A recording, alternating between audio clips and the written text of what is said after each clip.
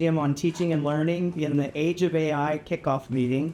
I'd like to emphasize kickoff meeting. As you might realize, we're not going to get to everything within 2 hours. With that understanding, our agenda today includes a brief overview by Lauren Margulieux and some examples from your colleagues' classrooms across the college in the first hour. For that, I'd like to thank Lauren Moden, Angela Carmen, Sue Kaysen, Chenyi Zhang, and Michelle Zoss. This will be followed by a lightly facilitated discussion over lunch to begin our collective thinking about ethical considerations surrounding AI teaching and learning. Thank you for facilitating that, Eva McGrail, Sue Kaysen, and Paz Shapiro. One goal of this event is to begin sharing ideas and information about AI tools, but specifically in the CEHD context. Another goal is to start a general discussion about AI in teaching and learning as CEHD faculty. We appreciate that topics about AI evolve quickly, so we want to help one another process this massive and rapidly growing body of information. I just want to emphasize again, this workshop is not intended to be an isolated event, and there are plans to continue to discuss topics that are of interest to our faculty body and also work together to curate resources.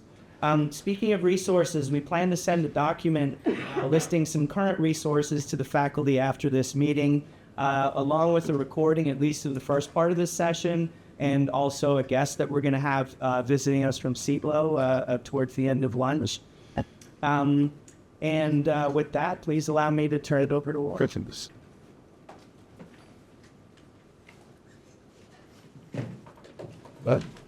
Thank you, Brendan.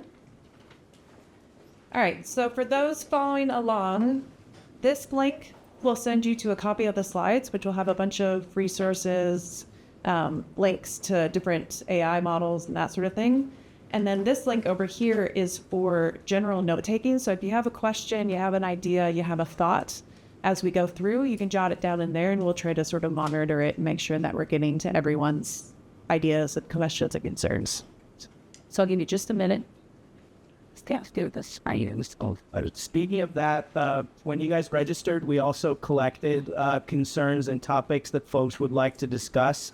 Some of that might be addressed today, but also we're using that to create future meetings. And the issue.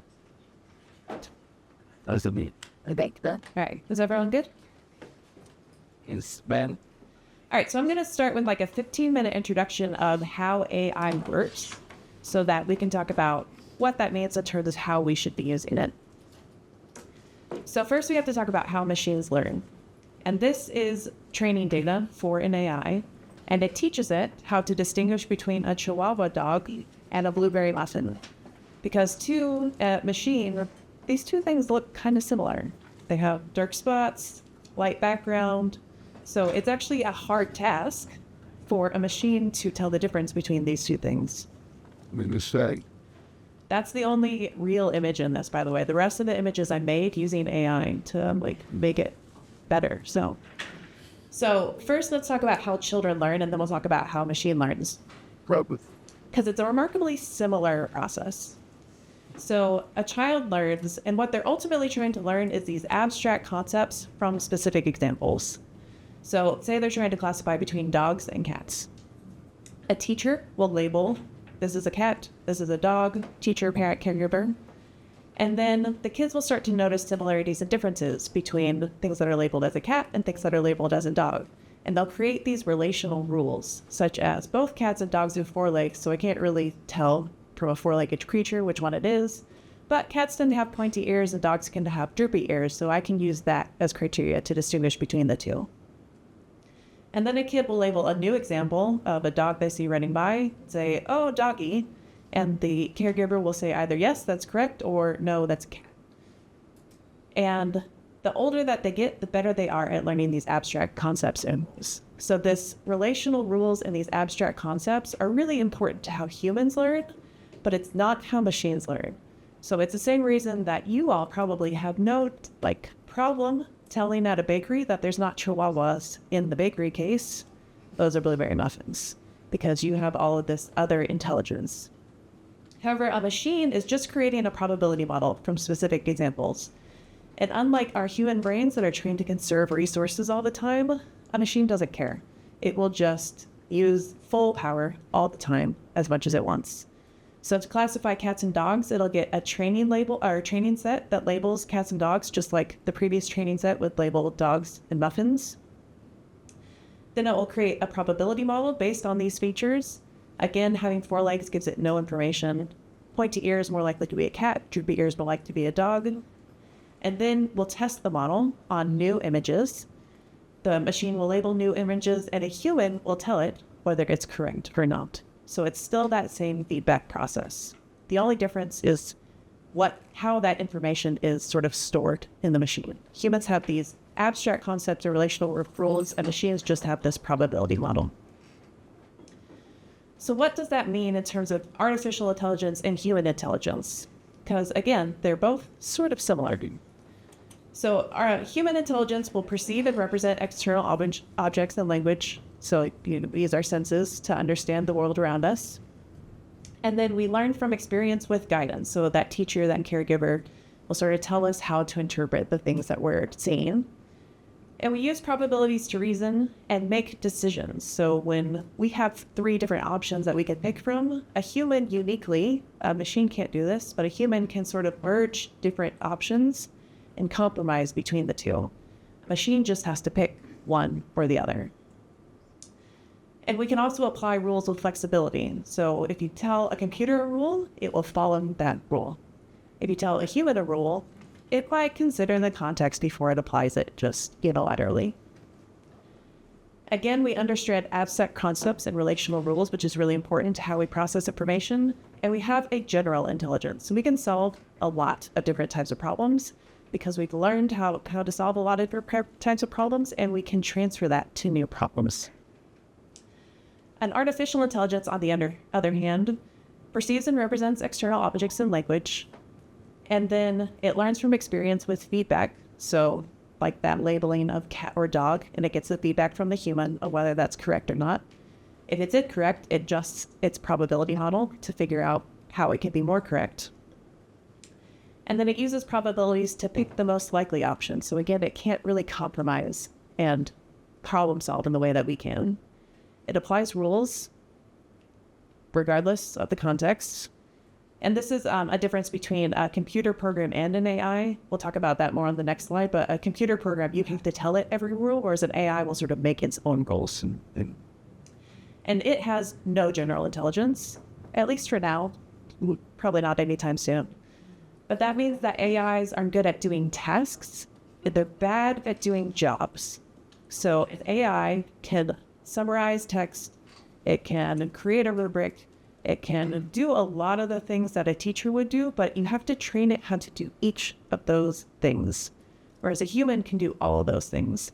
So you can get AI to help you do tasks very well. You can't get AI to do your job. So it can't be a teacher, even though it can create a rubric. So some difference in computers and AI. Both of them can be mobile. Both of them process information. But a computer, you have to tell it exactly what to do. So a remote-controlled car is an example of a computer because the human has to tell it exactly what to do at all times. And AI is more like a robot vacuum that scans space and figures out how to traverse it by itself. For information processing, a calculator is a computer. You have to tell it exactly what to calculate. Whereas ChatGPT, which we'll talk about, is an AI that it sort of makes its own rules to follow.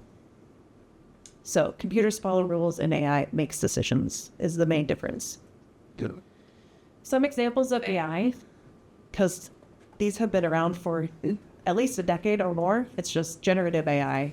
The example that we'll talk about today is what sort of thrust it into the limelight.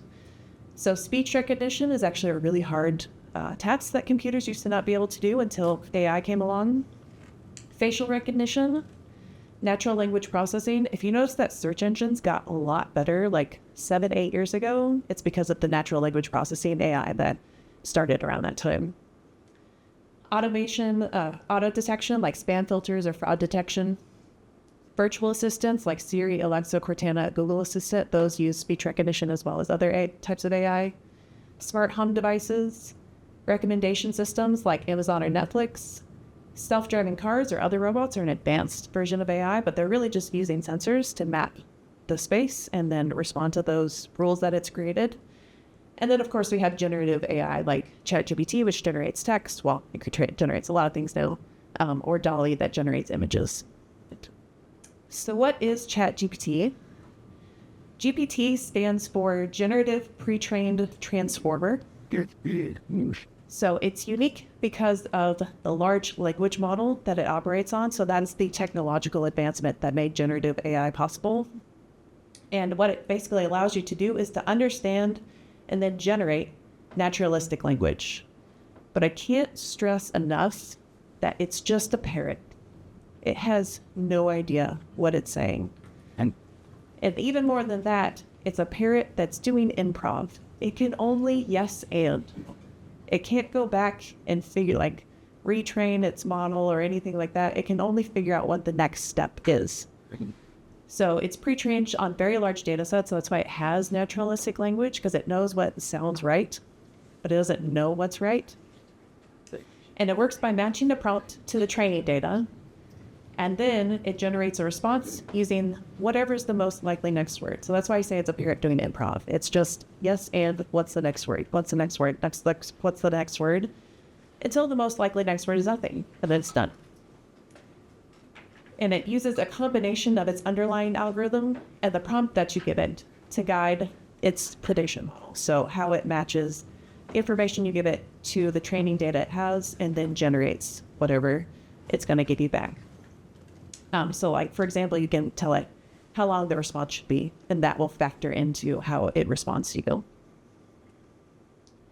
Some limitations of ChatGPT. Because the training sets are so large, unlike a lot of other computer systems, we can't know what it's thinking. There's too many. It's called a neural network is how it thinks, and they are hundreds of nodes long. So it's like trying to understand how the neurons in your brain are working. It would be like trying to figure out how it's thinking. So it's also unlikely to give you the same answer twice, because this prediction model, it's got some nodules that are 50-50. And so it might choose one direction another time and another direction a different time. But because these prediction models are trained on such large data sets and sort of, a lot of text that is created, they lead to very generic responses. So it's sort of like the average of what a human would give you if you asked 100 different humans, for an example.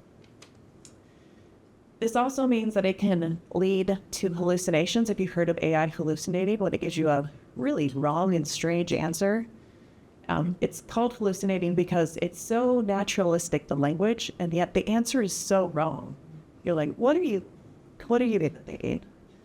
But basically what happens is in that prediction model, it takes a wrong turn, and then it keeps going down that wrong path. And so the next word keeps being more and more wrong the way what you wanted it to be. And it's only trained to transform language. It can't do a lot of things that you would think a computer should be able to do. So it can do arithmetic problems because there's enough examples of arithmetic problems that it can figure out what the answer should be, but it can't do complex math because it's not a calculator. So if you ask it to find the derivative of some calculus problem, it might get it right. It might not. It's not a calculator, so that's just not how it works. It also can't count words or edit what it's saying as it's generating it. So I ran into the problem one time. I was like, I need this introduction summarized into a 250-word abstract. So to ChatGPT, please make this 250 words. It kept giving me 300-word answers. And it's like, what? Why are you like this? And I was like, oh, it can't count. That, it can only figure out what the next word is. So it can't think of its answer in a summative way like that. Some features, though, and these have sort of evolved since November 2022 when ChatGPT was first released to the public. So it allows you to iterate upon questions. So if you have a chat going with ChatGPT, you can say, I like that answer, but I wish you'd change this, and it will change that aspect of it. So that's a way to create more accurate prediction models and better responses. And we'll talk about prompt engineering in the next section a little bit. it gives you, or the more formulaic you can be with your prompt, and this goes back to the prompt engineering that we'll talk about, but the more formulaic you can be, the more accurate a response it'll get, because it's still a computer. It still is trying to match what you're saying to its model that it has. It creates incredibly fluid responses. So what I use that is, or how I use these fluid responses is I'll take, my ideas based on my expertise that only makes sense to 5 other people in the world because they're the only people with the same expertise as me, and I'll use that to translate it to a wider audience. So for example, I had a 11,000 word article that I wrote, and we wanted to change it to a 3,000 word article for a public facing publication. And so I took 3 paragraphs at a time and said, simplify this to 1 paragraph. Simplify this to 1 paragraph. And in 2 days, I had changed my 11,000 word. I was editing that, of course, along the way, because you can't trust it completely. But in 2 days, what would have taken me, 2 weeks before, I had this way better version of a 3,000 word article for a public facing audience than I could have written. And it was super easy to just take 3 paragraphs at a time and say, summarize this. But at the same time, I only gave it 3 paragraphs at a time because it's better at doing little tasks like that. It is, I repeat, not good at doing jobs. So the more specific a task you can give it, the better answer you'll get. If you're interested in AI education, not AI for education, but teaching about AI, there's a lot of good resources at ai4k12.org. And now we can take a little bit of time if anyone has any questions, but then we'll get to applications, and that might give you some more ideas for questions to ask. Are there any questions? Nope, just straight into applications. Awesome. All right.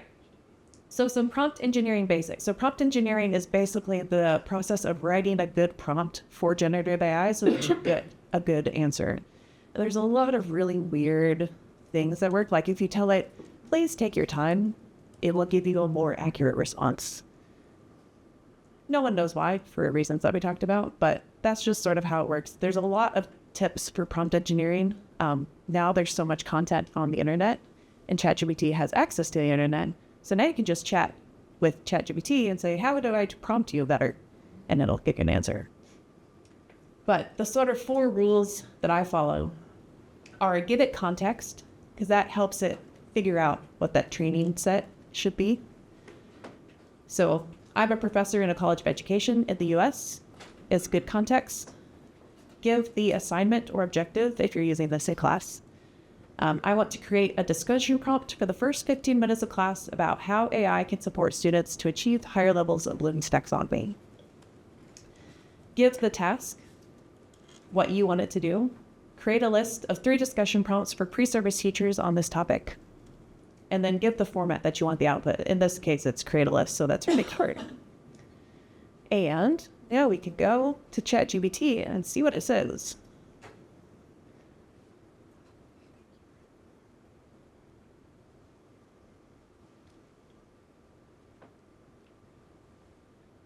All right, so there's the prompt at the top that we just did.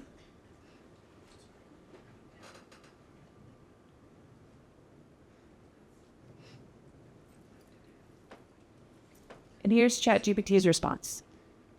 So here's discussion prompts for pre-service teachers of how AI can support students in achieving higher levels of Bloom taxonomy. I won't read all of these, but you can see they're pretty decent responses.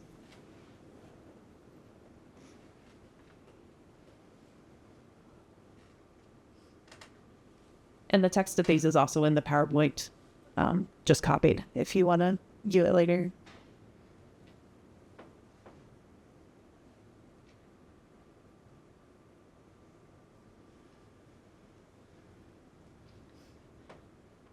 So this example was based on a business professor's example that at the GSU AI symposium. He said that giving his students, he had a senior level, like 40-person class. He said giving these discussion prompts at the beginning of each class, he would have never done it because it took too much time to figure out a prompt. but it got the students talking at the beginning of class, and then they talked through the rest of the class. And so it was this big benefit to the professor, and all he had to do was come up with a topic, and ChatGPT created the actual prompt.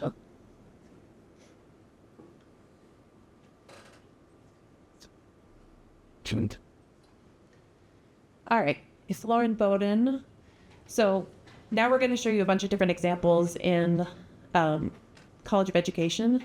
So one of the things that Lauren Bowden did was she wanted AI to adjust the reading level of text for her students. So the prompt that she gave it was, I'm a teacher and I want to change the reading level of text to third grade. Would you simplify the following text? Could you tell us how that went? Yes. So a little more context. So my teacher candidates are going to be teachers for students with significant cognitive disabilities. And so the state requires our students in those K-12 classrooms to have access to grade level standards, which poses somewhat of a problem when we're talking about English language arts. Our kids are being expected to access text like on a high school level, but their reading level may be third grade or below. And so for the last, 20 years, teachers have been doing this manually where they read the book and then they summarize a whole chapter into like a page. And so it's super time consuming. So we decided we would try this with AI, and we put a prompt in. All of my students came with a text to class, and we sort of learned together. I had never done it either, and so we definitely learned that the prompt engineering on the front end was really important. As they kind of worked through this activity, a couple of things that came up was that it couldn't really reduce the grade level to third grade. Like it would shorten or summarize, but it wasn't smart enough to know, like it can't determine grade level. And so at first we were like, okay, this is still too high. And so we played around with it and figured out you could tell it things like take out all the contractions or take out all the compound sentences. And so we played with it that way, and we would, go back and forth to check the grade level. And so with continuing to prompt it of take out contractions, take out the compound sentences, shorten this a little more, we got much better products. We also figured out pretty quickly that if we put smaller chunks in as opposed to an entire chapter, we were getting a much better result.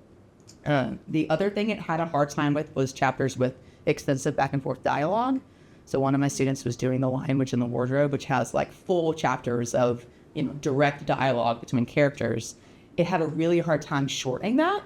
And so she first started just kind of manually changing it to like a third person narrating. And then she was like, wait a second, let me see if I can just ask to take out the direct dialogue. And it did. So that was sort of a learning process of like, we gave it a prompt. It didn't do what we thought it was going to do, and figuring out the questions to ask ended in a much better product. So it was a great experience for all of us. So we've had for a long time tools that we can say, with this tool, tell me the grade level of this thing. So why couldn't we tell them, using Smith's tool, reduce this to a third grade reading level? I'm sure there's a reason. I'm just curious what it is. Yeah, so it can't match to specific criteria like that. So you can use Smith's tool, like they were using Word to determine what the actual reading level was, but it is just the parrot. It can't match up the data that it's given to criteria like that. Yeah. So even if it had a list of here's all the third, grade words, it can't only select from that. Cool. So, Lauren, my team evaluate different versions of ChatGPT. So you use the general ChatGPT 3.5, but if you run the same prompt on the ChatGPT version 4.0, that it shows more reliable or correct result. And then it is amazing to see how fast it grows in terms of accuracy, precision. And then also there is fine-tuned ChatGPT models available. For example, Write for Me GPT is an example. So if you use that ChatGPT fine-tuned for writing purposes, then you can find a more far different results. So it is interesting to compare different versions of LMMs. So yeah.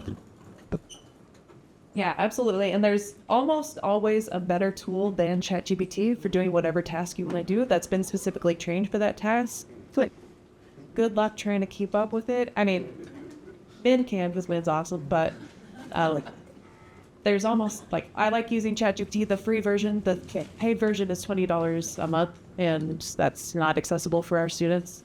And it's pretty darn good still.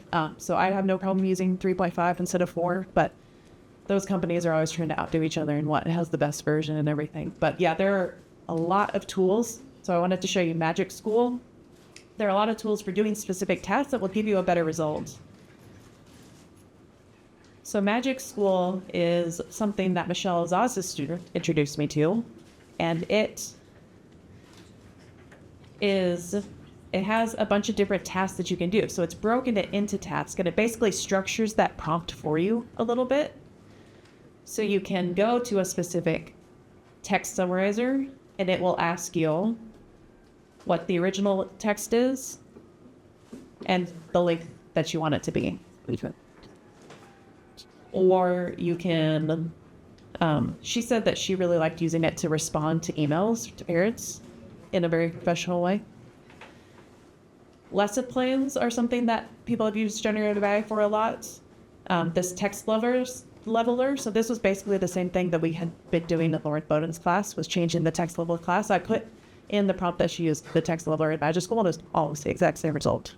So this is free for teachers, individual teachers, and then districts might have a paid version that sort of integrates across. So that was the case with Michelle Zoss' student, that her district had paid for a Magic School subscription. All right, Angela Harlington.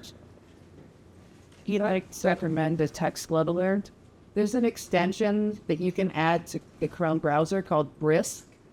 It turns into a B. And real text, because this will embed like fake text. So you can use any news site or magazine, and you click the B, which is just the extension up in the menu bar, and it will ask you, what do you want it to do? Do you want it to level text? Do you want it to create a quiz, which will automatically generate a Google form quiz, for example? And it'll go to the exact grade level. You can shorten it. You can create a vocabulary list afterwards. So in the world of English language learners, it's a really, really productive tool.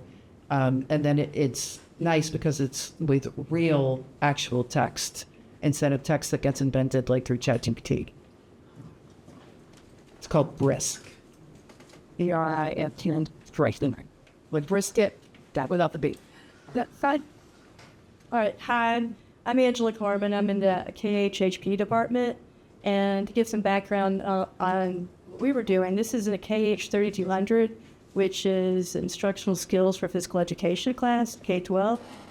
And in it, I'll talk about the assessment assignment the students had, but background before that, students had the introduction of AI, and they learned about the ethical considerations.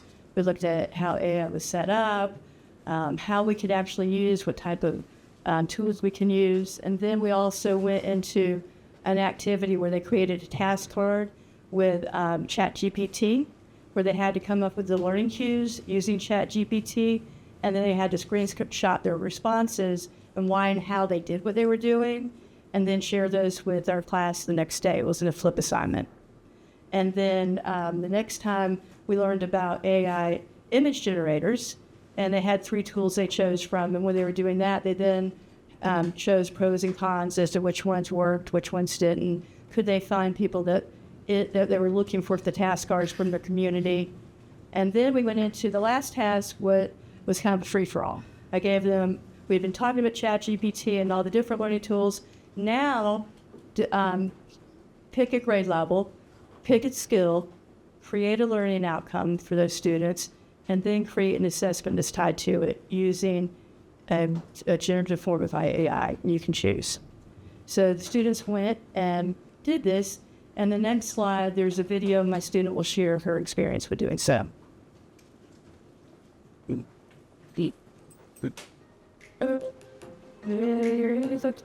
In the last activity, we got a chance to explore various AI tools and integrate computational thinking principles to ensure alignment with learning outcomes, clarity of prompts, and mitigation of biases or limitations. We were instructed to explore the AI tools listed, decide on a skill and grade level, create a psychomotor domain learning outcome, followed by an assessment tied to the outcome for the skill you chose, and share prompts or responses through the process. I chose to cover 6th grade, focusing on the skill of kicking and striking. I also came up with a learning outcome for this lesson.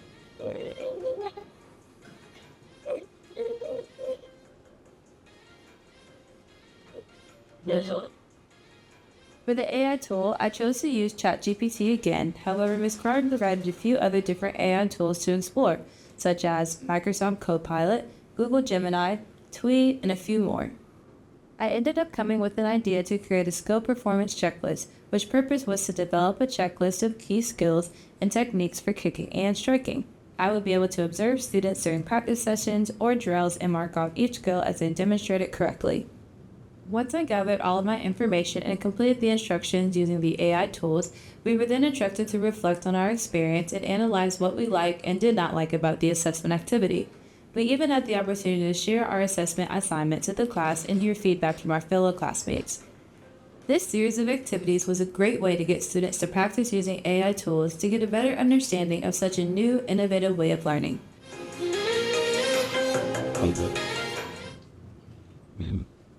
So that was one of the students. All the students came up with a lot of great ideas. One used Goblin Tools, which is a totally free tool. It was set up for neurodivergent, although I love it. I think it's great. And there's one feature called, I think it's a magic to-do list, where you can put in something you need to do. Let's say pass the soccer ball. And then it'll break it down, these little peppers, and you can break it down from 1 pepper up to like 5, I think. And so then it breaks the skill down for you. So a student used that to create a peer checklist for their students. So they had lots of different, once their minds were open and they had a lot of great ideas. It was fun. Thank you. And next was about a chatbot that Sue Kinson created about her syllabus. Have you seen that meme? It's in the syllabus. Yeah, I think. Yes. Yep. Okay.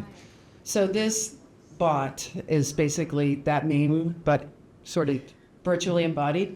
So if you could click the link, please. I think you already did. This is a really simple, literally took me 3.5 minutes to build bot. I think our syllabi are great fodder for these bots.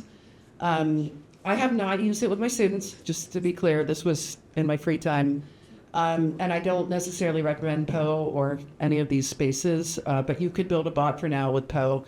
This could all turn into subscription, and all this stuff can turn into quickly monetized. We're going to make you pay. I think it's fair, doing some work in this world, it's fair to assume most people are looking to make money and not worry about what's best for children, okay? Including everything related to FERPA and questions of ethics. So again, I don't endorse Poe, but this was the tool that I used. So I threw my syllabus in, and I recommended that it use Claude. You could use ChatGPT or Gemini to help guide anybody that would ask my syllabus questions. So I will start doing this. I built it in the middle of the semester. I didn't want to throw all my students for a loop. So this course, TSLE 7250, is basically applied linguistics for people working with second language learners. We can ask it questions, and you can see it's really robust. I actually had some colleagues on a fellowship with me through ISTE try to break it, and they couldn't, which I found kind of shocking. So let's ask it a question. When does class meet? And okay, so it's an asynchronous course, if you didn't catch that. So let's ask it, when is the final? And you can think of questions as well.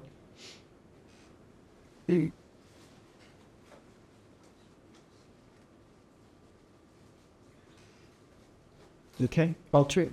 What else would you want to ask us? Like, what are the kind of things that students are always bugging you about, When is this assignment due? But how about when is, That's a good one. like, And it's the last mine due. there's no lesson plan. Okay. Refresh. When do we need to turn in the Now I'm blanking to some of the spot. Can you ask questions like, is there the interview? Yeah, how about that? Is there a midterm? That's what we try. Okay, sure. When we can Ask me something, Tom. There we go. Okay, thank you. Right. Pelling. And then we could, let's see what it says when you say view sources. I'm curious, actually. Oh, weird. Okay. That's not necessarily really useful for the user, right? Yeah.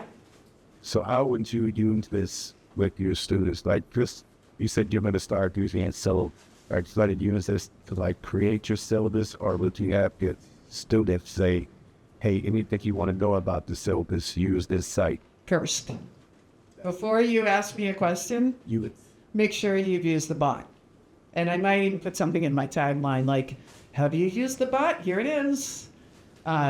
For the different syllabi that I'd be teaching in any given semester. So you're not using this to create your syllabus. Absolutely not. Thank you for asking that question. So we have all worked so hard creating our sacred texts, known as the syllabus. And really, like, that's a brilliant way to train the bot because it is so extensive, right? 15, 35 pages, what have you. And frankly, I don't blame students for not reading the syllabus. It's awful. But I will blame them for not checking the bot, right? And so those things like, you know, when is the final due? What's the grading? What's the late policy, et cetera? Which is mission critical for our students. This is a brilliant way for them to just go straight to it. A lot. Okay. And then you can do it yourselves. I'm not exaggerating when I say it took 3.5 minutes. And so I will be using it. It's only because I learned about it mid-semester. I didn't want to confuse my students. We already had a rhythm going, right? I will absolutely. So you took your existing syllabus, Right. Yep. and then you played with it, just asked different questions. Yes. Okay. And then with peers on a fellowship, we played long and hard trying to break it. And we couldn't actually break, Now, when you say try to break it, what do you mean? like ask it a question they couldn't answer. Oh, gotcha. Yep. Okay. Yep. Another peer included a syllabus from a different institution, same thing. So I think syllabus is a really strong document to use for this. I think a badly written assignment that you're giving your students that's only a half pager would be a very good thing to train it on. Really? That's it. Oh yeah, question over here? Said Thomas, I think that might, like you're saying, in trying to break it, it might have trigger interactivity to say like, oh, this is not clear, so this tastes not. It can't. Correct. Student can't get to that. That's right. Yeah, that's good feedback. Yeah, and you know, if I were you, I would play with it first before I sent it to my students to make sure that it works well, like you said. Okay. I'm singing hello, you damn. There's one other. So she just said this is the syllabus is the going to See, I'm not sure I understood when you say a syllabus is a good way to train it. So that would be like for a start. And then does it have a memory that if I went back to it with an assignment, it would? yeah. So yeah, if you've added that to the same bot, it would have that memory. And especially if you're adding onto a chat, so you can usually like find your previous chats and add onto it now. That you used to not be able to do that, but yeah, that memory carries forward. All right, so Chen Yi is going to talk about a couple of things he's done. I'm just going to show you this 6-episode podcast that we recorded about the role of technology and AI in teaching and learning, and then he's going to tell you about the children's storybooks that his students created. So I just wanted to show you. The link is in the presentation, but we talked about a few different topics that he had his students watch as sort of, it's like instead of, you know, reading something, they watch these, which they can do much easier than read a chapter when they're in their car or whatever.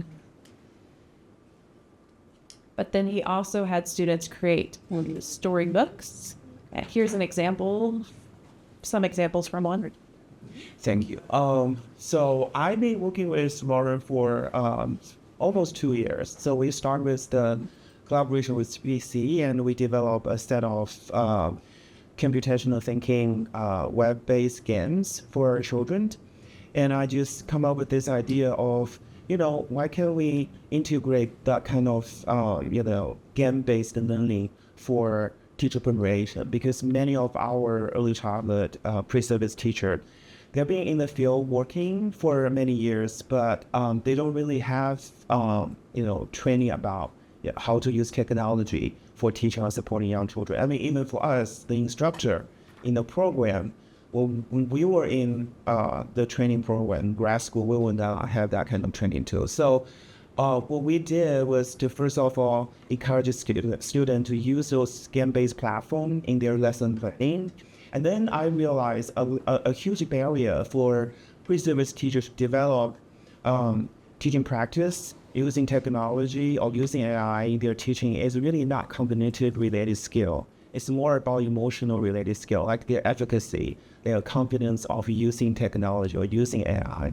The moment they hear the word, like artificial intelligence, they kind of like, let me leave the room. I'm enjoying what I'm doing right now. So we talk about that, we realize the way to make them really use the technology is first of all to make them feel comfortable to use technology or introduce technology knowledge in their class. So we build on the existing activity in the classrooms that has been happening in their own classroom. For example, all of our students, when they're doing teaching practicums or teaching internship, they have to do book reading. But lots of time when they do book readings, they have this difficulty or challenges to finding books that have diverse children's characters. A lot of time when they explain the diversity, the concept of diversity or cultural relevance, they use, for example, animal or different, cartoon characters that may not exist in our real life. Then we introduce this AI platform for them and explain to them, hey, with AI's assist, you actually can create your own pictures that goes along with your story text. Okay, so we use this assignment this semester, and the result is really amazing. It's many students, because they have the internal passion or motivation of creating this opportunity to having conversation with children about culture, about the diversity. So they're more motivated to create storybook using AI to create a book that they feel comfortable and they feel reflective to their teaching belief and philosophy.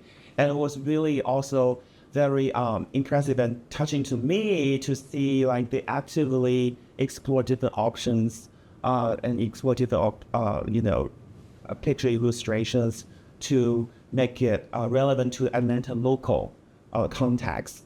So we also have storybooks about zoo, storybook about agriculture, storybook about Lake Lanier or other landscape in Atlanta area. So that was really interesting to me. And then I think students' feedback was more about, hey, I tried it and found out it's not that difficult, which is a wonderful place to start and make them feel more about their own capacity or competency and actually do it by themselves.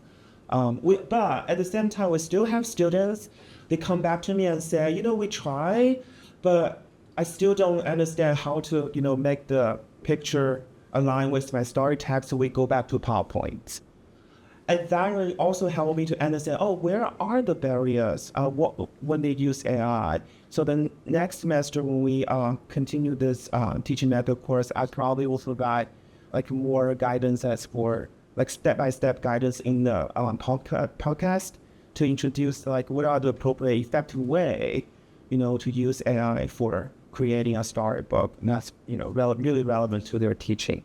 Yeah, thank you. Thank you. And our last example is from Miguel Zos's class. So the prompt that we gave it was we wanted to create a rubric. So you're a high school English teacher in the U.S. Create a rubric for an assignment that asks students to play Macbeth by Shakespeare. These bolded parts are just that sort of context. What's the task? What's the output you want? Those are highlighted. So the instructions are to write a 2-page essay about a major theme or literary device from the play. The rubric should have 4 levels: undeveloped or absent, needs improvement, meets expectations, exceeds expectations, and the rubric should also have 5 categories, one for argument, evidence, creativity, organization, and grammar. And then, this is probably a little hard to read, but this is what it gave us. So it has the specifications that we gave it, and then for each of the categories, it has a unique prompt or a unique text to describe something relevant to argument across the board or something relevant to evidence across the board. So I was just playing around this before I went to class, and then we presented it in class, and we were like, yeah, that's pretty good. Why have I been doing this myself? So that's another way that we can use it. We also had a really great conversation in Michelle's last class about, is it just students writing essays using AI that the teachers are going to grade using AI? And Michelle made a really great point. It's like, you're probably no longer going to give essays that are like, who's the main character really in Julius Caesar? Is it Mark Antony or Julius Caesar? And it's more like, what's the leadership style of Julius Caesar, and how does that match a leader that you know in your personal life or politics or something? It's something that lets the student really reflect on their own experience and make a personalized essay. That's not something that GPT can generate. And if we're so caught up in, that content that's in the books, it's also not something that we might have gotten to in our discussions. So I really appreciated that conversation. And then we have a lot of other applications, but we want to give you a chance to get some food. So we have about 15 minutes before the next more discussion section starts. So if you want to come up and ask about any of these examples, I'd be more than happy to talk with you. Janet and she's got some of these that she's used to.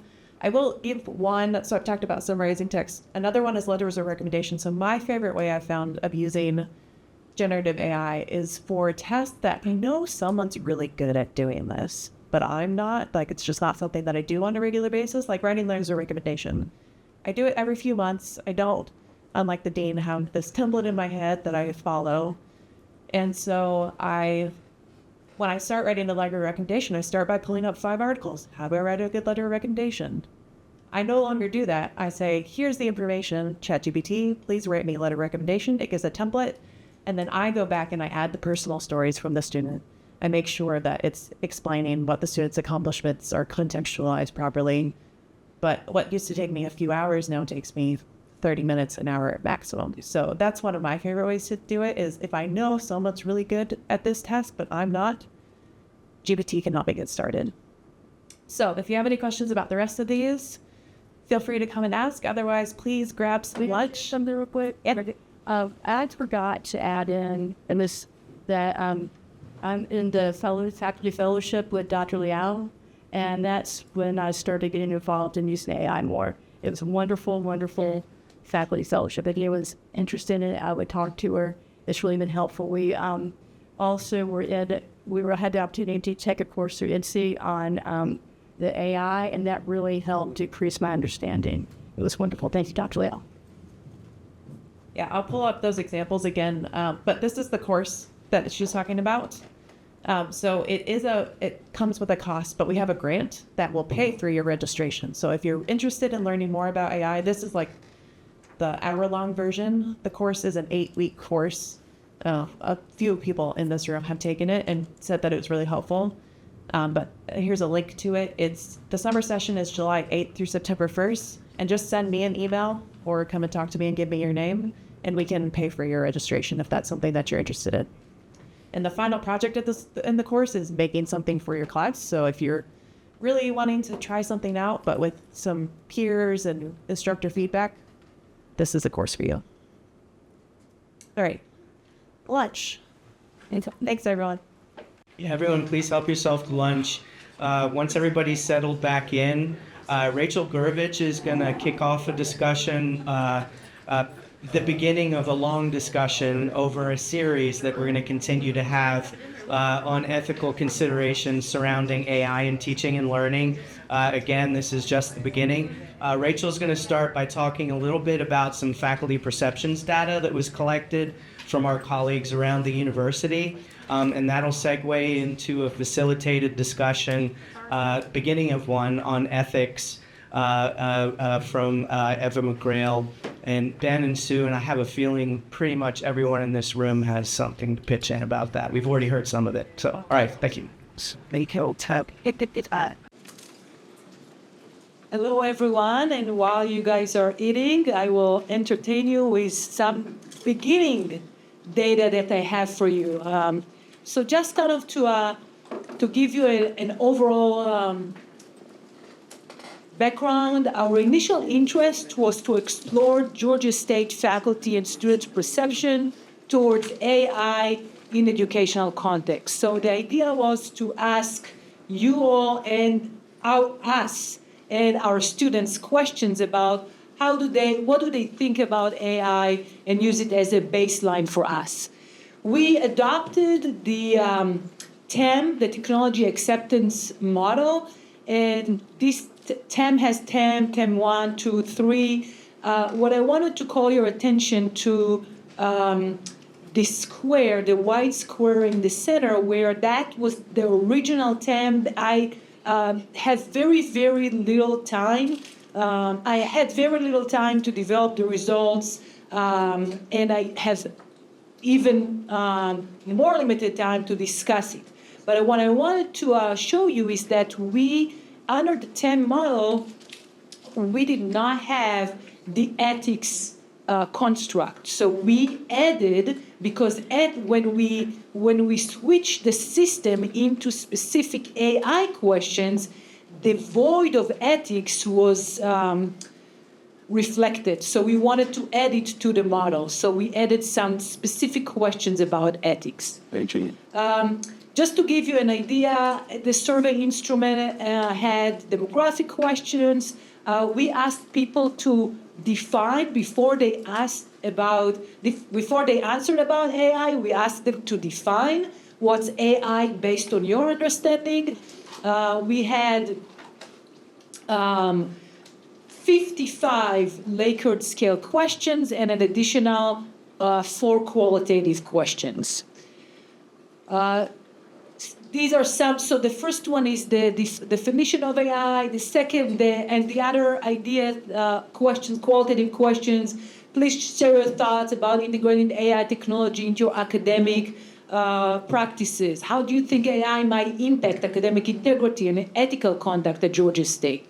What are your expectations, or what are skills and knowledge you need to effectively leverage AI in educational context in the future? Just to give you an idea, so if the original TAM 3 model had asked about the system, like using the system improve my performance in my job, or I had no difficulty telling others about results using the system, what we simply did, we switched the system into specifically AI for the purpose of our survey. So using AI improve my performance. I have no difficulty telling others about the results of using AI. So that's kind of how the survey felt. As far as the data collection, we of course we recruited, so we used the Office of Institutional Effectiveness to help us distribute that. It was sent to about 12,000 students and 3,013 faculty.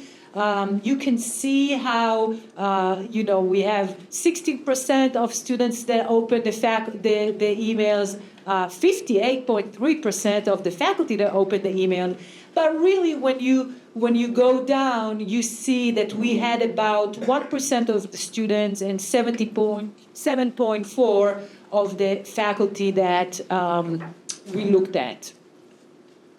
So I was sure that we'll have a lot of people interested in AI, and we'll have a lot of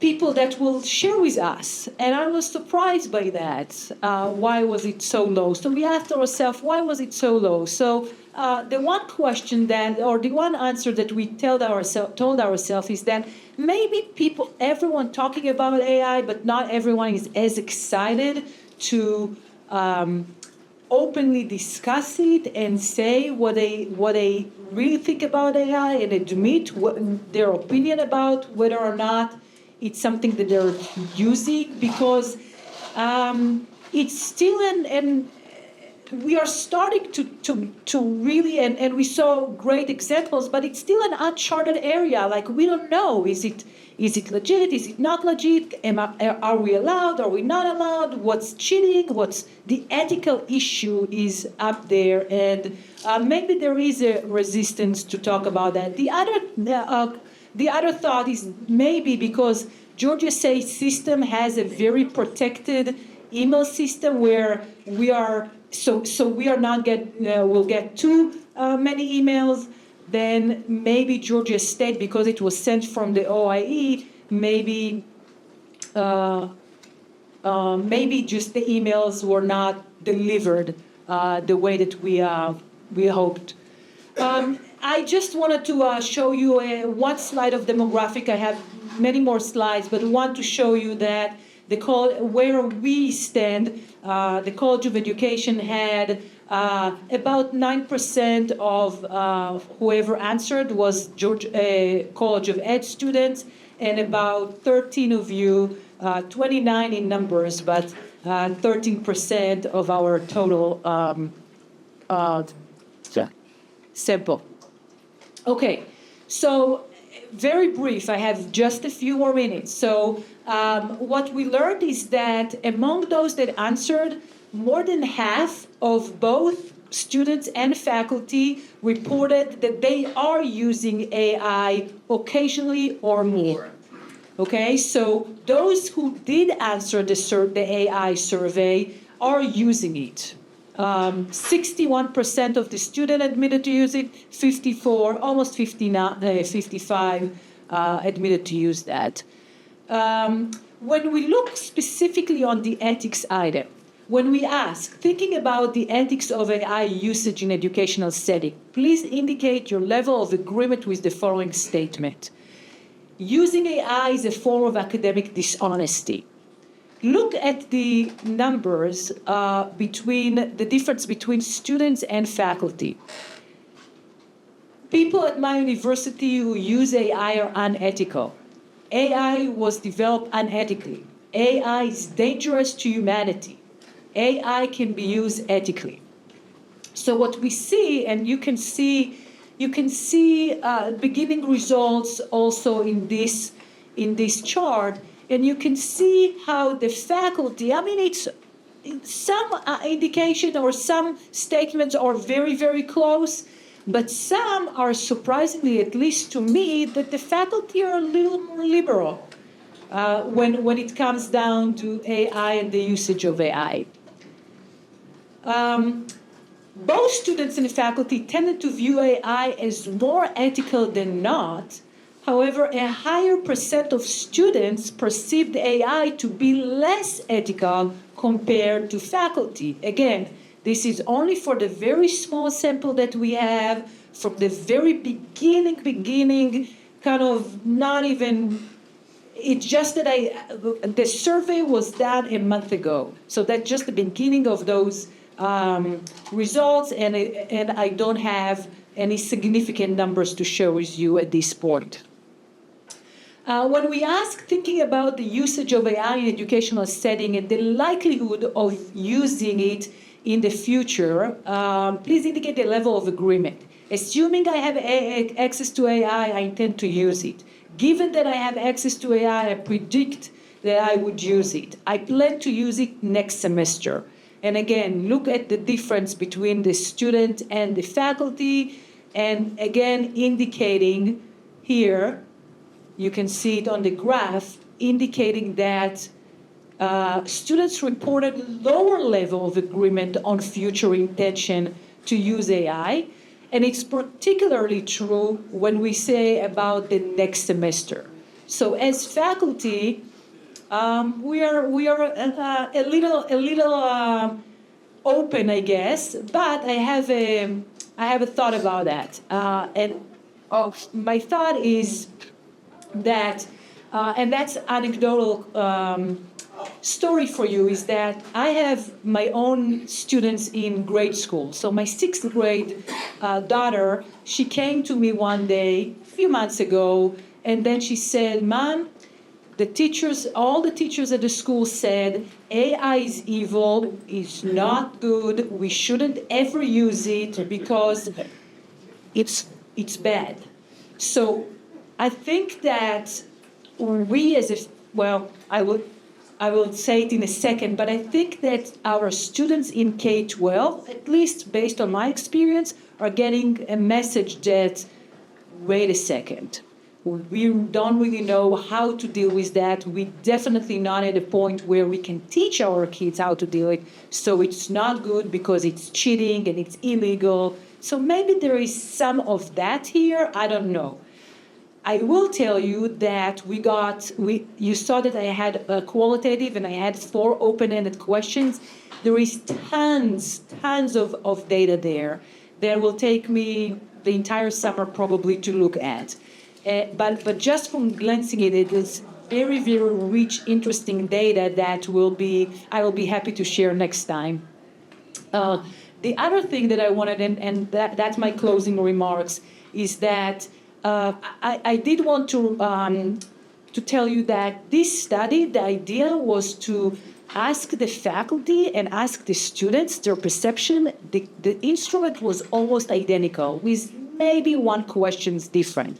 But the idea was to really be able to see where are the gaps and how big are the gaps. So when we look as an institution, we can see, oh, this is what our faculty think, this is what our students think. Here we are very much alike, and here there is a whole big gap that we need to bridge. So the other element of that I'm interested in doing that or collecting data every spring. So if the opportunity is there for us, for me, I want to see not only what was the difference between faculty and students in spring 24, but this is my sign.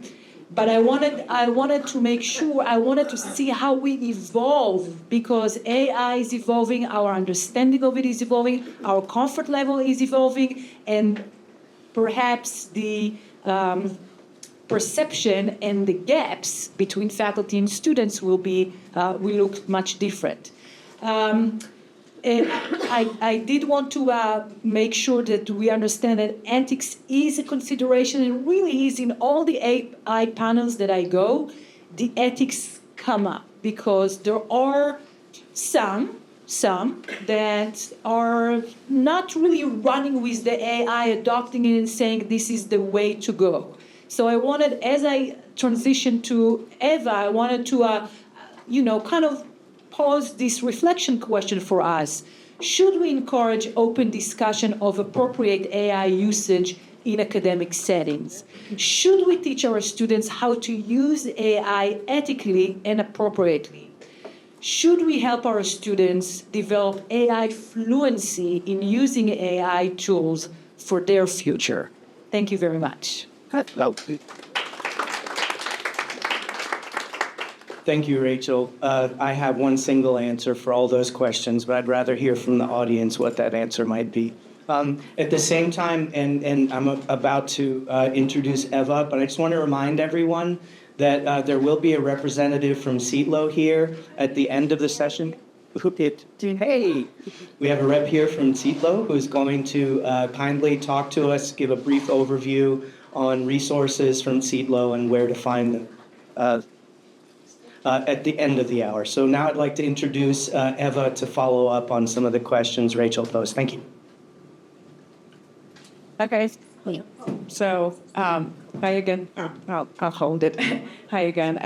It's Eva. So, basically, I'm sharing with you today some of the work that I have done with my colleagues on the topic of AI and ethics. And here they are: Patrick McGrail, Daniel Rieger, and Alicia Rieger. I wanted to point out that one of them, Dr. Rieger, Daniel Rieger, is also a philosopher. So you will see some conversations related to philosophical underpinnings in our conversation. So basically, the question is to use it or not to use it, and if, how.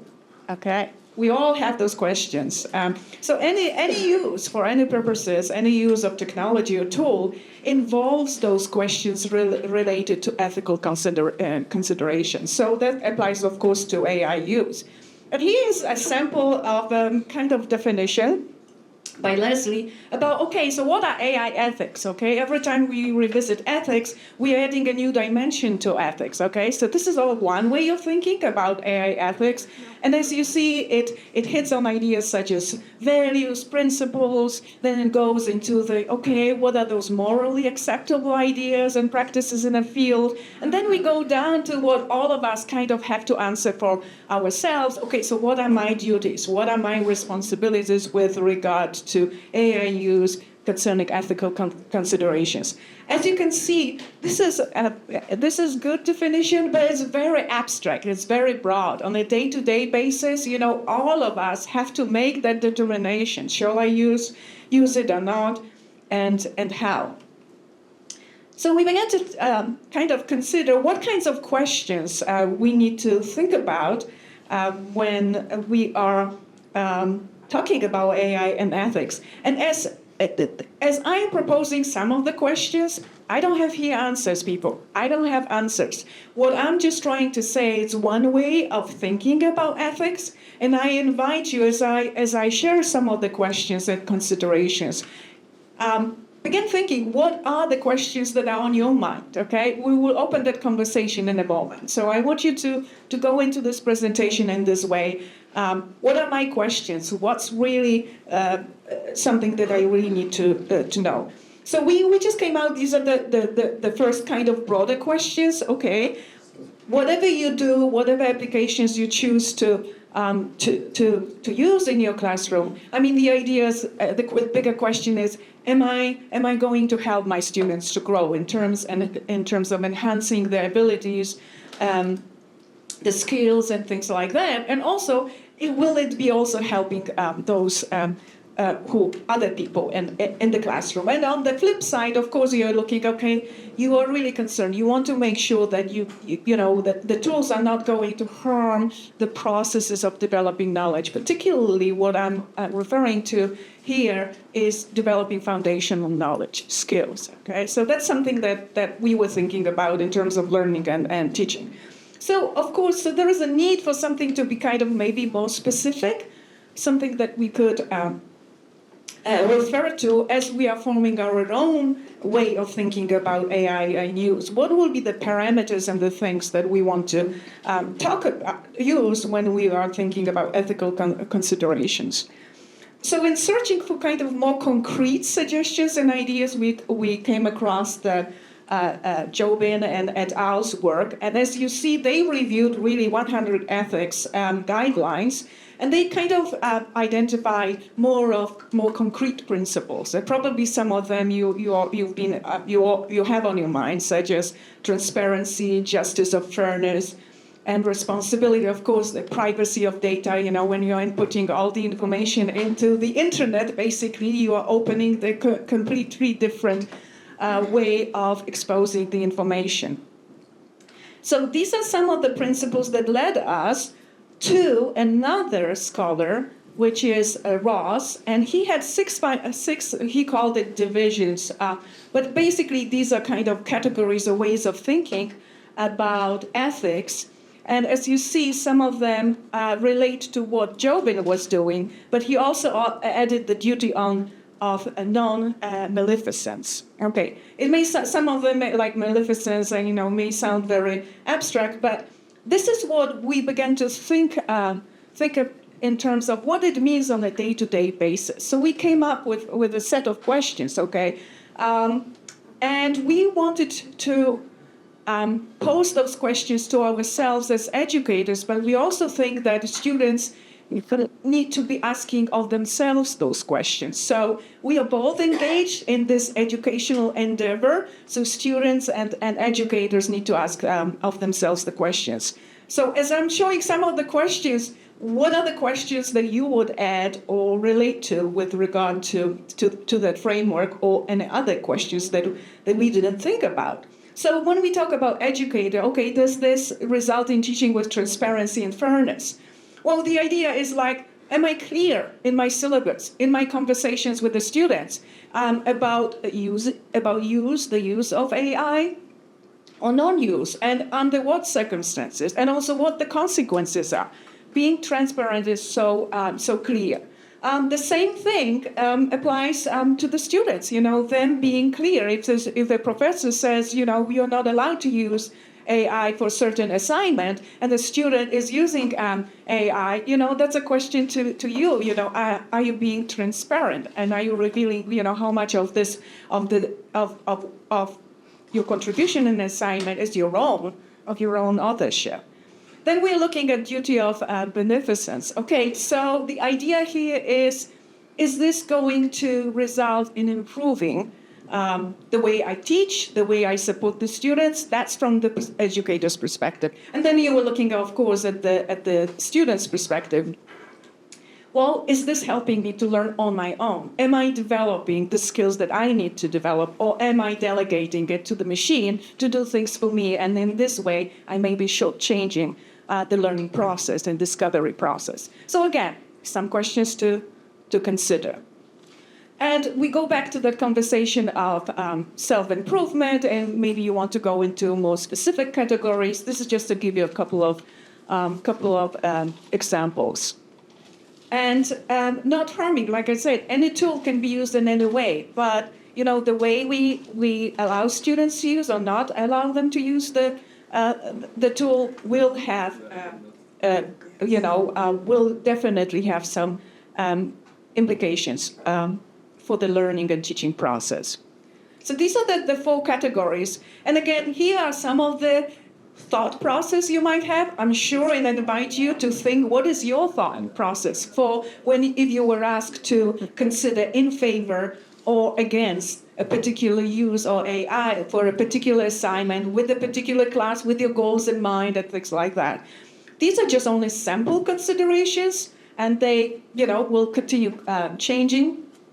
So like, for example, we talk about, okay, the free version is available to everyone, but we already know there are subscription services now that have more sophisticated software and things like that. So we go back to this question of fairness. Will the students who have access to higher model, more advanced version of AI tool, will they be at an advantage and in comparison to other students? So you see that these are all complex things to consider. We did see the results in the survey where some of the students are really hesitant to use AI. So if I decide that for this assignment you're supposed to use AI, how do I deal with the students who are hesitant, who don't want to use AI tools?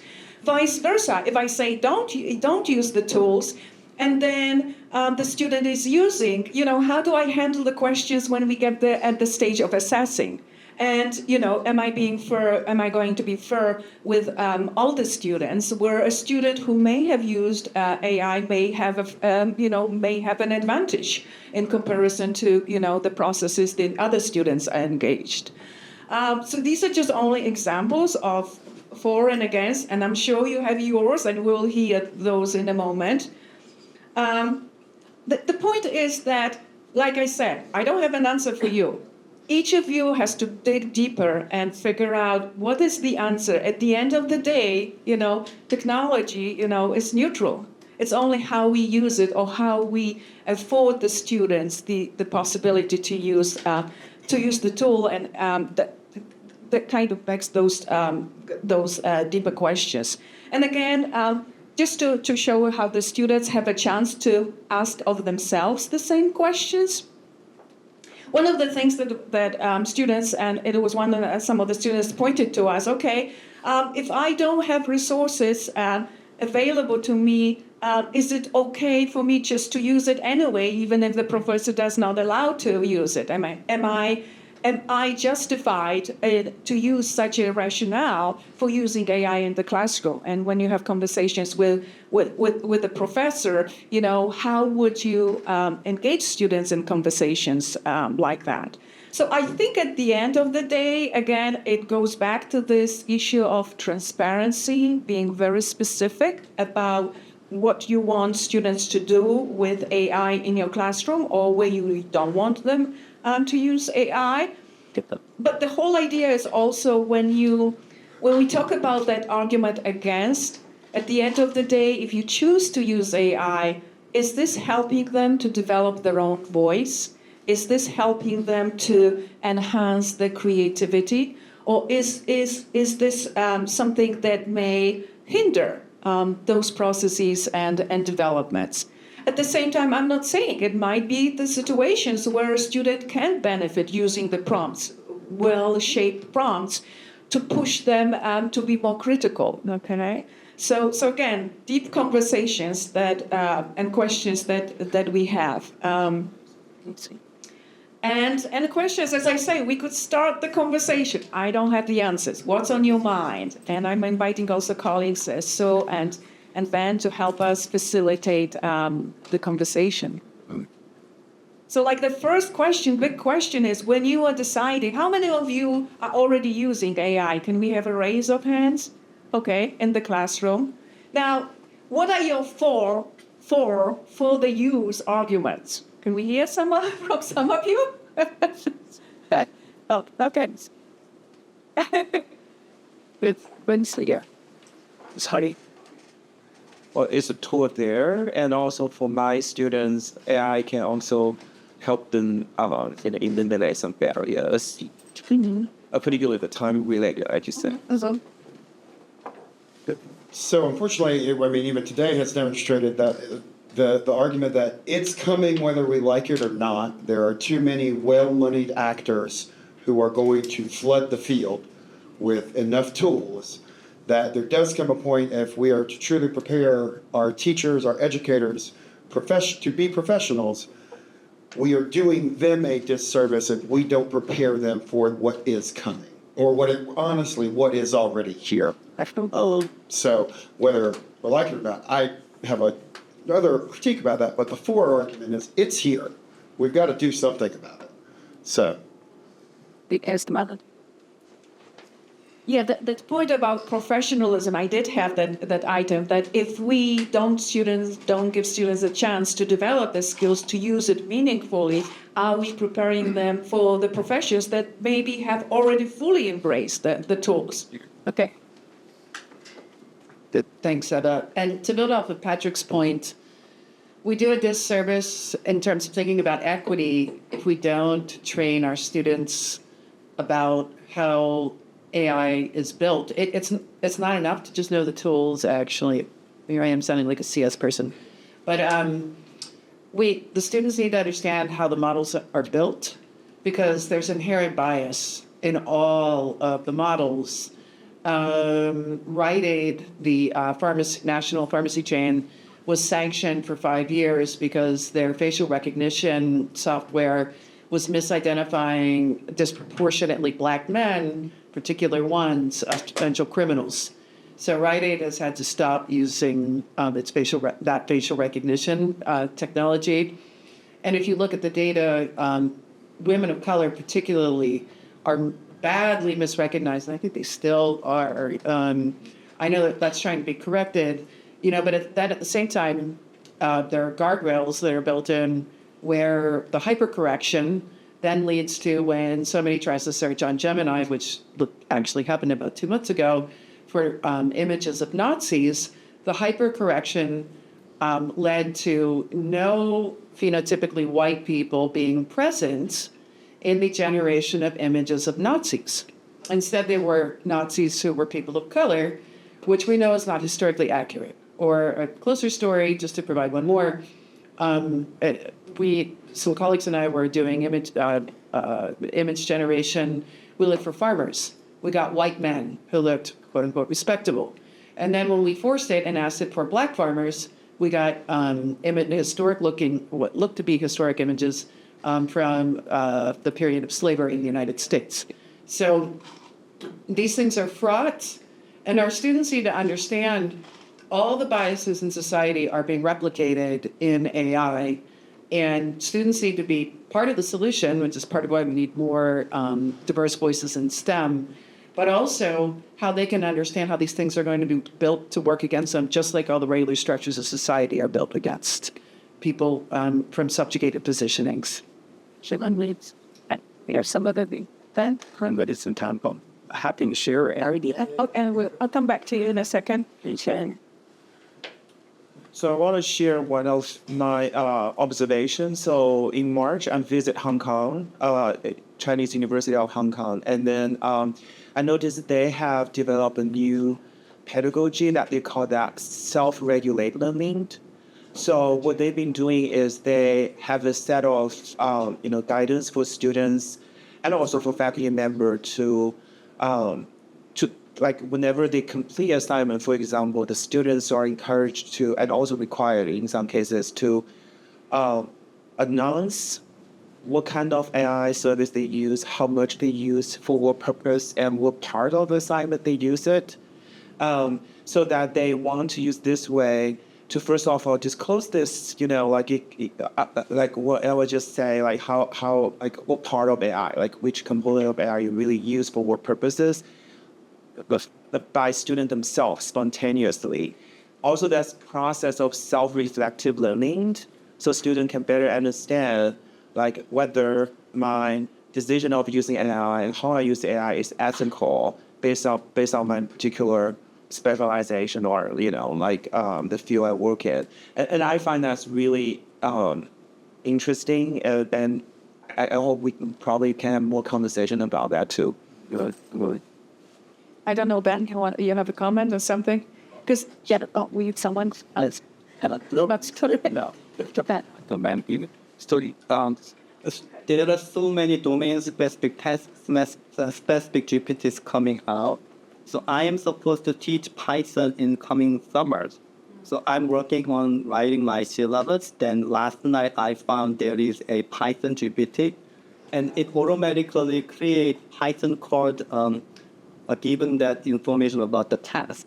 So with that ChatGPT available, then if I ask students to create a solution like a Python script for a specific assignment, then they can easily create solution. So we actually need to change our approach to create assignment, the way to evaluate their submissions. The typical way may not work no more, unfortunately. So I'm thinking of a way to ask them to tell and show what they learn. So I'm going to allow them to explore Python-related GPT to find solution, but instead of just submitting a script, I'm going to ask them to make a recording so we explain the solution and whether to see if they actually understand the solution, the code and logical sequences. So that's what I'm thinking, how I can create new way of Python training first in summer. So we don't know yet, but there are so many very specific task-relevant GPTs coming up. So it is challenging, but we need to find a way how to adapt it and utilize it for our course. So one of the exploration I'm going to do in summer is that let them use ChatGPT or whatever Python GPT find solution, but explain and show and check whether it actually works on their learning space. Yeah, that's what we Henriksen. Bad, fast, the area of Patrick. Yeah, so I don't know person. Okay, Patrick, I'm glad to hear. Well, Harry. I gotta be honest with you because the conversation keeps going on, and because we have the experts that we do here, and thank you all for putting this together. One of the sincere fundamental questions to me is I appreciate all these tools and all these ways of doing it. I also hear it's always adults that are saying this. Has there been research conducted to see how the use of this, I just worry about, we could look at that rubric that was generated and we can sit there and evaluate that writing, because all of us have written a lot. We've written thousands upon thousands upon thousands of words. We've done the cognitive work internally for ourselves to create those products. And I just wonder about, have we begun to empirically try to investigate how the use of such tools as a tool also influences the cognitive capabilities, particularly of young learners? Because that's where I'm most worried about. And it's one of the reasons why I'm not so upset to hear that K-12 teachers are like, no, right now. I think the conversation needs to change. But for those of you who are researching and doing work in this field, has there been that empirical work, or how has that question been addressed or considered in the field? Originally, I started here. Oh, okay. So I serve on the student disciplinary committee for the Senate. And this academic year, we have found a significant increase in the number of complaints that have come up. So at our last meeting, end of the year meeting, it's very surprising, right? Well, so we were having a discussion as to why that might be happening, and people are looking into it. But for now, there was just conjecture. But one of them was, well, students are getting better at cheating because they're used to all the technology now, and so they're finding better ways to avoid it so they don't get caught. Or they're turning to AI in other ways that none of us in this room, at least, have any idea of now. Yeah. Yeah, since you are raising the question, that might be something else we need to think about. Yes. And I will go to Erin. At this own moment, we don't have a reliable tool to help you to, like if you suspect a use in the situations where you said for this assignment, I don't want you to use, we don't have a tool that will allow you to make a case for the use, for having proof that the student used a particular AI application. So again, it puts us in that very difficult situation when you have to have a conversation with the student and you say, you know, it's based on what you suspect. So this is a tricky question. Let's see what Erin wants to say here. We've got the comments. So a lot of the discussion is focused on AI, but I don't make a big difference between the implementation of AI in the classroom and any kind of educational technology or any kind of tool. It can be an avenue to critically contextualize the tool with the students about amid greater forces, socio-political forces, but almost all the applications that we're talking about, for instance, like if you use Canva, a lot of our students use Canva to make presentations. Canva is now becoming AI integrated, and so then students are now incorporating that into their Canva presentations. But then that is an opportunity for us to then have these conversations, not just about AI, but about all the tools that the students are using, and making sure that we're having these kind of conversations where we're forcing them to be critical about everything, whether or not it's AI or Google Classroom or whatever we're using. But these conversations should overlap not just AI, but then also any kind of ed tech we're bringing to the classroom. And of course, the big conversation that we haven't had yet is about assessment. But I hope we come back to have more on that topic in the future. But Ben, you have a single comments? I don't need to. I'm happy to say a few things. I like your point. I don't know. We all commit this probably differently, but I was thinking maybe 3 observations. I do a lot of teaching. I work with a lot of computer scientists who care a lot about students and how to teach and integrate ethics in AI and CS. And so I guess maybe 3 observations. One, I think ethics can mean a lot of different things to people. And that's right. This is one sample. Yeah, so a lot of times I like the word responsible. I think it's broader. I think issues of power, bias in data, individual decision-making, all those things can be part of it.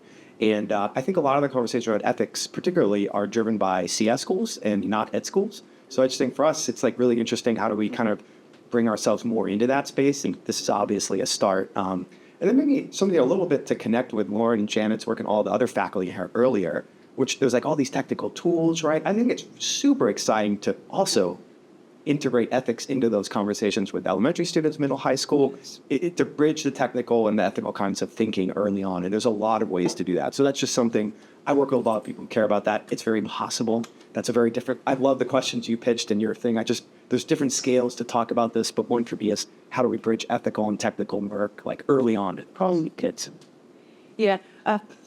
These are great comments. For me, the biggest question that keeps coming back all the time, am I helping the students to develop the voice or develop the foundational skills? Or am I, in a way, creating a context where they will never have a chance to develop those skills? Because like an example of that rubric or anything else, if some machine or AI here in this case does it for me, do I have a chance to develop myself those skills? Okay. at the same time, like I said, it doesn't mean that the AI cannot help you develop the skills. But what if you don't have foundations? Without foundation, you cannot be that critic of the technology, and then you cannot use the technology as a partner because you don't have a baseline to work from. So I think and again, that question goes back to all of us.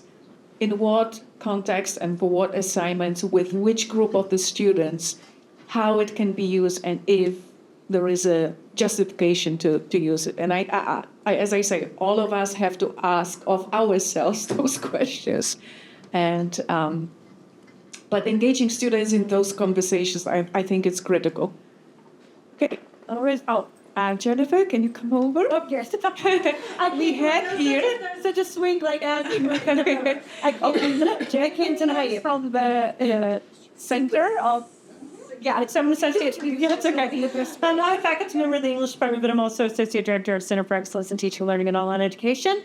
And thank you guys for having me here. We just finished wrapping up our job talks for new directors. So if you guys have not had an opportunity to go to SharePoint and look at all those job talks, we've got some amazing candidates. I hope you guys definitely put your 2 cents in, because we need your help in picking the next person who's going to lead us in the next direction. Because one of the things we're going to be focusing on, obviously, is AI.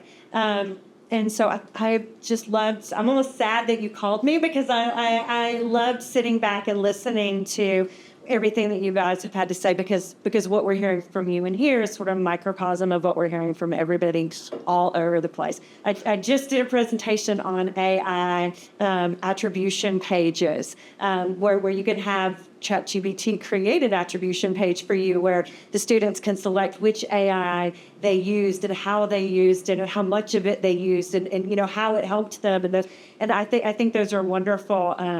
It's a wonderful use. The AI and the bias is something that we're constantly talking about. There was a great presentation. If any of you guys got to go to the AI symposium from one of our PhD students, who is also a faculty member at Perimeter in computer science, she gave a wonderful presentation on AI and bias, and how the bias actually becomes part of the AI and how to get away from it. But as you talk about learning tools that you guys were talking about, and the way that's something that we should consider. Not a lot of people know that even the cameras that we use to proctor our examinations are filled with bias. And though we have fought with the tech companies for years to get them to improve their systems, they were all designed on white people. And so, as a minority serving institution, we cannot have a video camera that will automatically tell you whether or not somebody's sitting there taking the exam if it loses dark-skinned faces when they sit back to relax their back because they're in the middle of taking an exam. It will tell the teacher, oh, that person left the room, when really they sat back and the artificial intelligence couldn't see them. That is a huge issue, I think, that we're all dealing with constantly. And then, of course, the issue of, how do we make sure that they learn those foundational skills, and how can we use AI to target those individual skills to create things for us, teaching measures that we can use in class to pick up on those individual skills. I was thinking, as you were talking about, the ability that ChatGPT has to create case studies, and how wonderful, it would be to have that perfect case study that isolates the skill that you're wanting them to develop, and have them use that. Because so often we're looking for tools that we can use as teachers, and we're like, it kind of fits what I need. And what a world where we can have something automatically generate something that would be specific to what we needed for our students.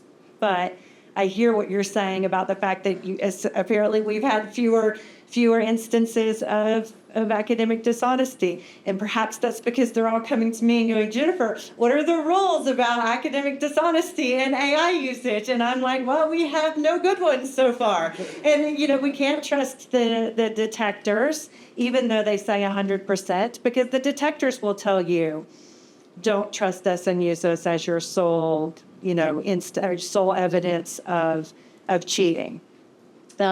So, it's a very complicated issue that, a lot of people just aren't turning them in because we don't have the proof that they've actually done it. And we don't have the evidence that they really understand when they can use it and when they can't use it and to what extent. I think as Ava was saying, like, when are you adding to it? When are you just presenting it as your own? When are you using Grammarly after we've told you to use it for years and years and years, and that's getting accidentally picked up? So it's such a complicated issue that I think if we're seeing fewer instances of people getting turned in for academic dishonesty, it's because all the faculty all over the university have gone, I don't know, what are we supposed to do with this?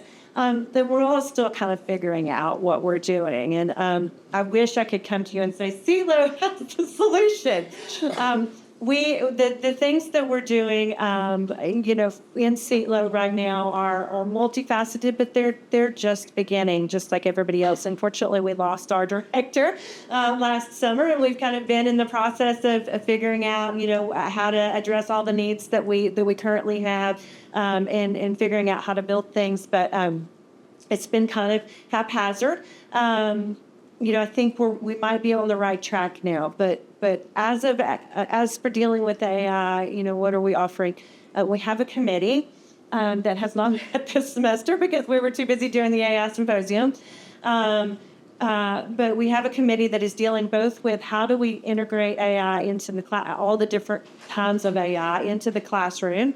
How do we assess their usage of AI? And then how do we deal with the academic integrity piece? Right now, the committee that's dealing with the academic integrity piece is really looking at our existing academic integrity rules regarding collaboration. Because it's not really plagiarism, because it's not something that already existed out there. It's really more an issue of not giving giving credit to the collaboration with the tool that you've used. I guess technically, where our existing AI or academic integrity policies could adapt for collaboration, and you could use them, but unfortunately, we still don't have the proof. And so how are we helping people create the proof? You can use Turnitin, but it says no. Some of you were talking about having the right reflective pieces and talk about how they're integrating it. We encourage people to do that. Scaffolding, I don't need to tell you guys this, right? Turning in things along the way. All of the great teaching things that we're kind of already doing to get them to demonstrate their learning along the way can help us in some ways catch that AI. Because if out of nowhere you get suddenly this well-constructed manuscript that is sort of on topic, but maybe not, and has questionable, all of the perfect sources, background, look at all that research that was just perfectly integrated into there. Then you have to wonder, okay, well, you didn't show me this research. This wasn't part of your scaffolded assignment. This wasn't the assignment that you chose to work on. So how do you come up with that? And so we're really kind of asking people to look at a multifaceted response. And then we're trying to work with chairs to help chairs sort of guide their faculty as they come up with their how do you do an academic integrity plan. But it's hard. They're figuring out what it means. We're figuring out what it means. And I think it was you, sir, who said, we can't ignore. It's not gonna go away. Maybe it was you. one of you over there. Somebody in that general area. I do very much agree with whoever said AI is not going to replace the jobs. It's going to be the people who know how to use AI that are going to take the jobs. And if we're not preparing our students to work with it, to figure out how to use it to their advantage, to leverage it, then I think that we might be doing them a disservice, because it's been in everything for years. It's been telling you in your Google map that you're supposed to go to work site now. So it's already here. It's already there's no turning back. So what are we doing? And I don't want to keep you guys longer because I know this has been a long day for you guys. So what are we doing? If you missed the AI symposium, we had 250 people come online and in person and stay all day. It was so cool. So just the variety of faculty who are interested. But if you missed any of it, we have the individual sessions here. Deepa did an amazing presentation on AI bias. Oscar did a great one on, just sort of language usage and cultural and translation and stuff like that.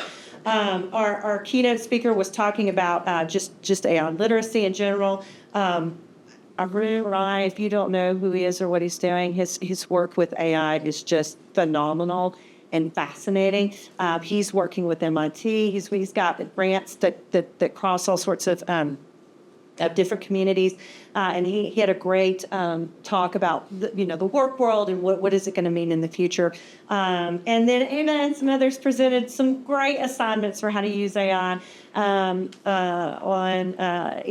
this presentation as well. So their files are up here, but you can also go back and watch the videos if you missed them. What we're doing over the summer is we decided that since the presentations on the assignments were so fun and just everybody, they really were the favorite. And I say that having presented myself in the morning, like they totally loved y'all more than they loved me. Sorry, us, Rachel. But we have some things coming up in the summer. Just different sort of theory to practice type things. So we're inviting some people to come in and talk about sort of why would you do this? Why what's sort of the research behind it? What's the pedagogy behind it?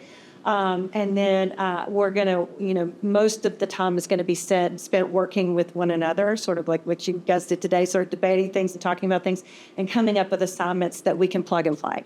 That you can leave this session and then in the fall you could integrate that into your class if you wanted to. So we have some of those coming up over the fall or over the summer, and then the committee is constantly working on what can we do in the fall to get everybody ready for fall classes. We're still working on that policy piece. How do we deal with it when they use it unethically, and then how do we encourage people to use it ethically through the attribution pages and stuff like that. Questions for me about CETLO or anything CETLO is doing for AI? Yes. I have a question. I just wanted to comment more. I'm in Rachel's. I'm in Rachel's the beginner SODL group. Yeah. And that's been a perfect marriage with the faculty fellowships.